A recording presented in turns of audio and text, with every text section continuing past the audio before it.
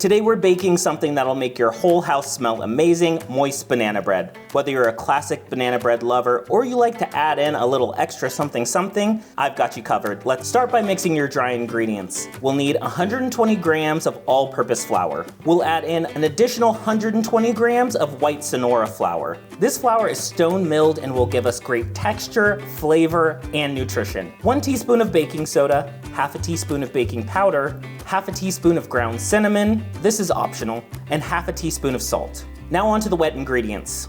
I've got the stand mixer set with a paddle attachment. Start by mixing up 3 large, super ripe bananas. The riper, the better. Once those are mashed, we'll add 113 grams of melted, unsalted butter. Make sure it's slightly cooled. 110 grams of packed brown sugar. You can use light or dark. 85 grams of real maple syrup for a depth of sweetness. 1 teaspoon of pure vanilla extract, 2 eggs, and 113 grams of sour cream. It helps if this is at room temperature. Mix all the wet ingredients together until combined. Be sure to scrape down the sides as needed. With the mixer running on low, slowly combine the dry ingredients into the wet. Don't overmix. If you are using mix-ins, you'll want about a half a cup of nuts, or if you're using chocolate chips, add about a cup. Today, I'm just making classic banana bread. A few final mixes by hand to incorporate any loose ingredients. Grease a standard loaf pan. I'm using a little avocado oil. This recipe will make 1 loaf. Of course, you can double the ingredients if you want to make 2 loaves.